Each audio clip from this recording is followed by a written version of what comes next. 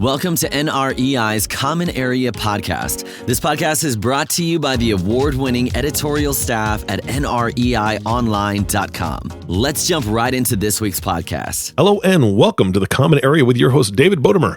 Good afternoon, David. How are you? I am doing well. How are you doing this week? Fantastic. It's chilly and a little cold, but I'm, nice and warm inside my office. So far, so good. Yeah, we haven't switched to recording outdoors yet.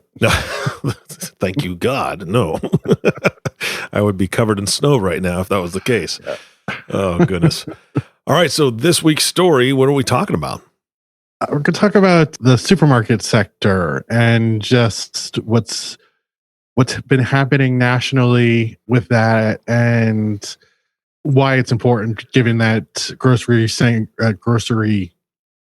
anchored retail centers are like the one bright spot in the retail universe.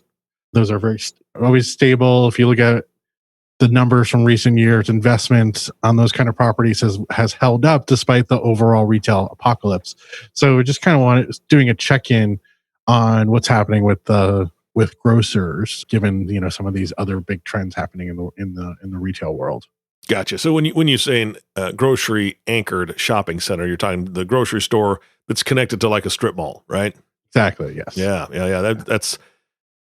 I drive by a few of the grocery stores around here, and all the businesses around them are doing well. We don't see a whole lot of movement in there, so that makes a ton of sense.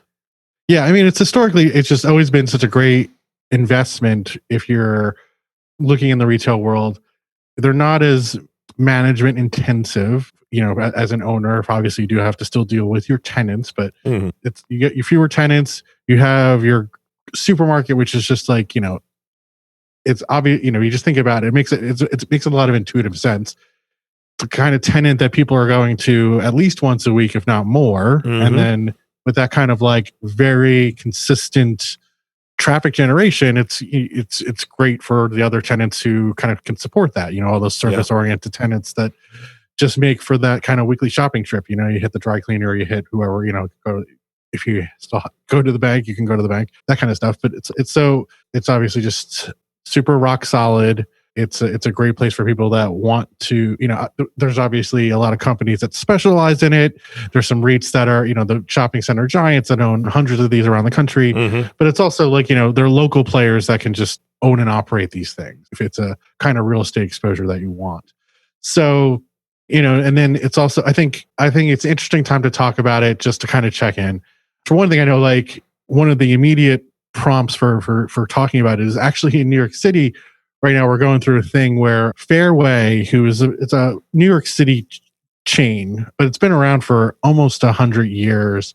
I think they have about 15 supermarkets total, most of them in New York City, but a few in the suburbs. They try so basically they've had a kind of this rocky story now. Like they've been around for 100 years. The mainstay ones in the city, if you ever went to them in New York City any day of the week, they're packed. They are like some of the only like really big like supermarkets in the city.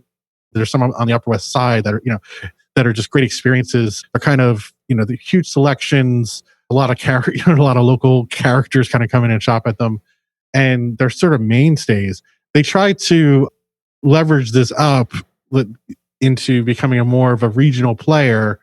They got some private equity backing, and it just hasn't worked. And now today, we're recording this on near the end of like third week of January. They filed for Chapter 11 bankruptcy for the second time in the last 5 years. And really? Yeah. So what they're doing is, I think they have about 5 stores in Manhattan. They've already sold to another company now who owns some other chains. Who sounds like they're going to keep those going, but then they have some other ones in the outer boroughs and outside the city that they're trying to sell to in another deal and potentially liquidate. So it's not the greatest story for the supermarket space. But that seems to be like kind of like, so that's why it's at top of mind. But like that, it seems like that's really not the story overall when you look at the grocery world. You look more broadly though, there is a lot of consolidation happening. It's becoming a space that's becoming more and more dominated by national players and fewer regional chains.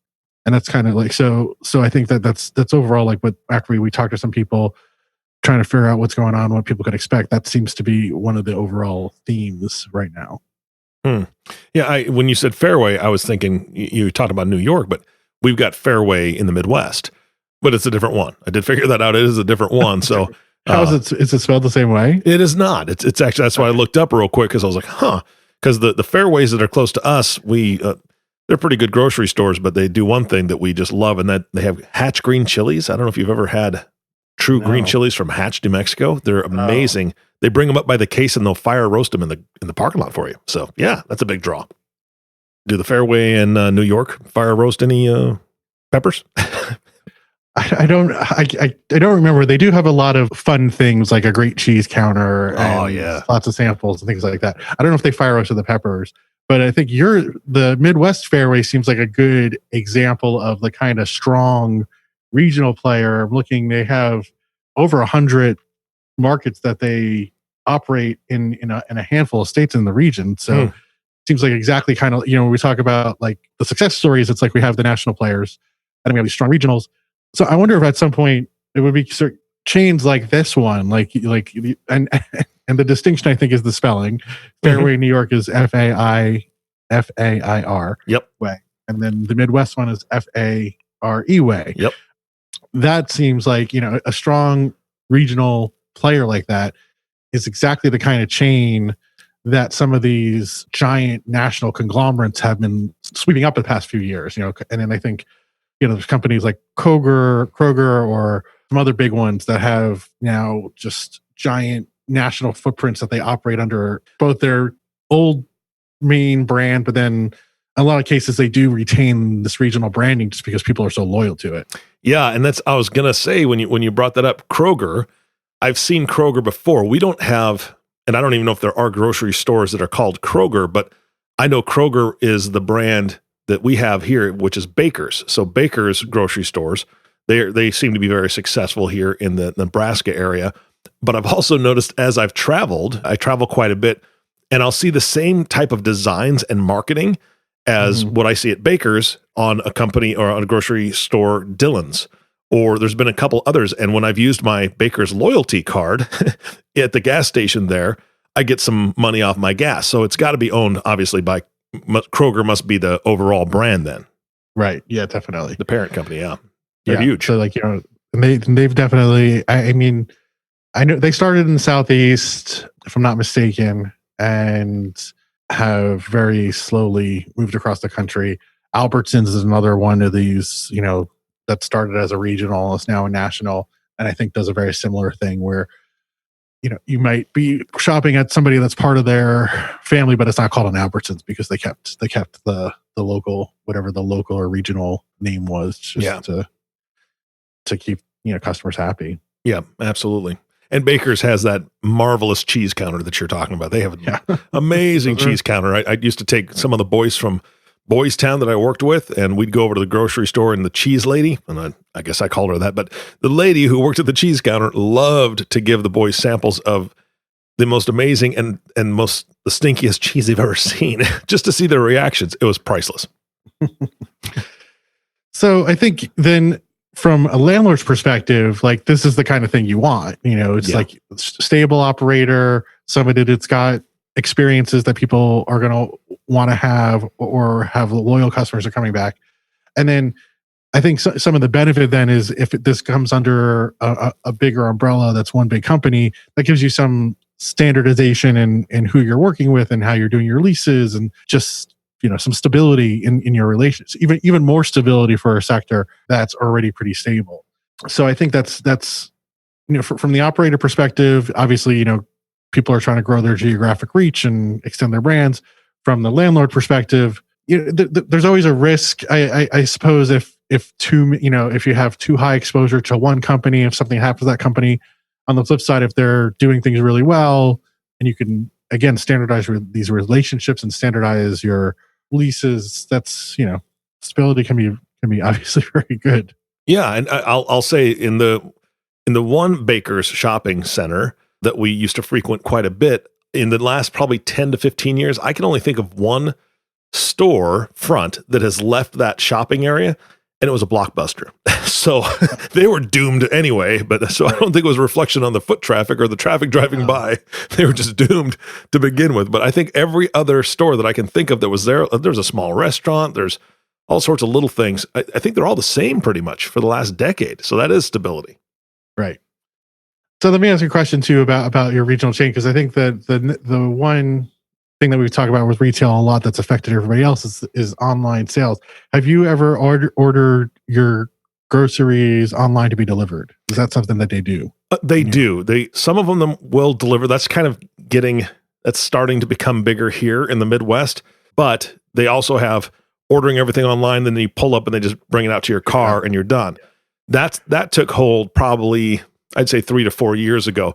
But you're also talking, there's very little traffic here. There's anybody that lives in town at all in the area, you're 5 minutes from a grocery store. So I don't think it's as big of a deal here as it would be for somebody in a major metropolitan area that would really benefit by having their groceries delivered to their door or being able to swing in and just have somebody chuck them in your car as you drive by. Yeah.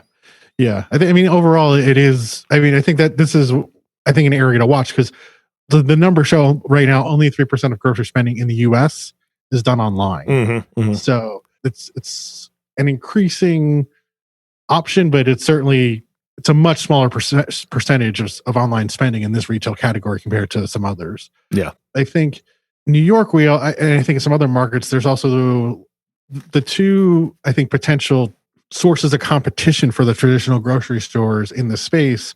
One is Amazon, which does offer that delivery in conjunction with the fact that they own Whole Foods. So all of the Whole Foods in New York City, you can now order delivery from, but that's still being fulfilled by an actual grocery store, and which is the same way that and there's a couple of like Instacart, some other services that also do the fulfillment from the grocery stores. So in this case, I think that if that's where the online spending goes, I don't think there's that doesn't really represent any risk to the supermarkets, because the order fulfillment is taking place at the supermarkets. But there is another player that's in New York, and I'm not sure how many other markets, but they're called Fresh Direct, and they do grocery delivery, but they are not a supermarket chain, and they are not fulfilling that from existing supermarkets. They operate their own warehouses that they're doing that they're doing their order fulfillment from, and you see these trucks going through the city. That kind of competitor long term would be more of a risk to grocers, but it seems like you would need a certain density and a certain amount of interest to sustain the kind of facilities to do that kind of delivery. So it's sort of, I think back in 2000 during the original .com bubble, there were I think it was called Webvan. There were attempts to do the same kind of business model that Fresh Direct is doing, and they failed miserably. Fresh Direct has been able to succeed so far, but I don't know, because of some of the reasons that you just talked about. Like in some markets, I don't know if they would have a play, or if they're strictly like something that can only work in an urban setting. Yeah, I don't know. It's interesting because I think maybe they rode the coattails of other services that kind of began the process. I don't know when they were formed, Fresh Direct versus somebody else, but that would be incredibly hard to break into, because you have to break people's habits, right? You have to break their habit of wanting to go into a grocery store to check out the produce, to wander around the aisles and see what else they need that they just forgot to put on their shopping list. Not that everybody wants to do that. People do want to get in and out quickly, but at the same time, I think there's just that taking a trip to the grocery store, I'm taking my list and I'll buy a couple impulse items at the same time. It's not a big deal. Right. You can't really do that with online shopping. And you also don't get that experience of squeezing the lemons or whatever you're trying to buy, or picking out that cut of meat that you really want from the butcher, choosing over the one that's right next to it. I mean, I don't know. I don't think I'll shop online for groceries anytime soon, because I like to make eye contact with the guy who's cutting the meat. Hey, what's going on? And have that conversation and get some good stuff. So I don't know. Maybe I'm just old. I think those are very valid points. And I think those are a big reason why we haven't seen online grocery shopping take off, at least yet. It's a very ritualistic thing. You go to your supermarket, you have your route, you have your list, like you're saying, it's a whole thing. You don't want it. You don't double back. Well, but again, you're on point with what you're saying as far as urban versus metropolitan versus, whatever. It's a much slower pace in the Midwest, right? It's a slower pace unless you're in Chicago, unless you're in a major area. It is just a slower pace. So it's not that big of a deal to run to the grocery store, spend 30, 45 minutes, and then, go back home. Whereas people who are stuck in traffic for an hour and a half each direction, they don't want that added burden. The commute here is 20 minutes maximum, so it's just a slower pace. So that's got to play into it. Yeah. I mean, from my personal experience, I have at times done Fresh Direct, done the Whole Foods through Amazon, but we also do have a couple grocery stores that are walking distance. We do that far more often than we do the delivery. Because one of the things one of the most frustrating things that now happens when you do it online is, well, the Amazon one is really wild, to be honest, because when the couple times I've done it, you kind of go through, you do the whole shopping, and there's not a direct necessarily correlation to what is available on the site versus what might actually be available in the store. So then what happens is you get there's this messaging thing that pops up while your shopper is going through the store, going through the Whole Foods and trying to fulfill your order. And then you'll get these little messages being like, oh, hey, you added this item. We're out of this. Oh. Would you like X, Y, or Z as a replacement item or nothing? And so then you have this whole thing where you get these series of text messages in the Amazon app to kind of negotiate with the shopper around the stuff that you wanted to get that you can't actually get now. Well, that's one. So you're spending your time doing that. You have to be actively on that app while they're shopping. Yeah, exactly. Okay, that's if you miss the messages, either they just make their own decisions or they skip the item. So then that's one weird part of it. And Fresh Direct doesn't do that, but if they don't have the but then you could also just have the experience where you get your order and either stuff is missing or stuff is wrong, and fixing it is not an easy process because there's a certain, when they're doing this whole thing, it's they get all the orders, they have order windows, they are trying to go through neighborhoods, it all comes in boxes. They're not going to send a truck out to be oh, here's the we forgot your apples. Yeah. If they forget something, you just don't get it. So there are some hiccups to this process that Well, so here's the other thing, David. I mean, honestly, have you ever been in the grocery store in the chip aisle and let's just pick Doritos? I love Doritos. And you go to the Doritos and the person who is stocking the shelves has pushed as many bags of Doritos onto that shelf as they possibly can. So a couple of them look like they've been stepped on by a gorilla, right? You know that if you open that bag, it's going to be mainly crumbs. And so you move that bag to the side and you kind of feel your way around a bag that has whole chips in it. That's what I want. I don't want somebody texting me on an app saying, do you want your Doritos stepped on by gorillas or do you want the bag that looks freshest? Come on. Right. Or are they going to just run through that aisle like those supermarket shopping spree things that I've seen online where people are just running and grabbing stuff, throwing in a cart and trying to get out of there as fast as possible? That's not what I want for my personal shopper. Yeah. It's just me. Yeah. So I think these are all pain points towards this becoming more widespread. Yeah. At least, from my personal. And so, like I said, it's coming in handy, when you're really crunched for time or if I'm lazy or I'll be honest, yeah, or sick. Okay. We'll say sick instead of lazy, but if I'm at home and I just don't want to go out and I'm looking at my fridge, it's 4:30, it's 5:00. And I'm like, oh man, I mean, I don't know what the turnaround time is, but if I can get them to deliver some groceries and a frozen pizza that I can cook up in, 10 minutes in my oven to be able to eat right then, that's when I might shop online. Yeah. Otherwise, I'm just going to order a Jimmy John sandwich or something that's going to be there quick, eat that and go shopping tomorrow. Right. I mean, that's all there is to it. Right. So all of this is a sort of a long-winded exploration of why there is a certain space for these delivery things, but I do think ultimately the in-person shopping experience at grocery stores is I don't think it's going to go anywhere. Yeah, I don't either. I mean, I think it'll be depend on region and the time people have, so on and so forth. I think it'll grow. It'll continue to grow. It'll be more than 3% of the market, but I can't see it threatening anybody at this point, personally. Right.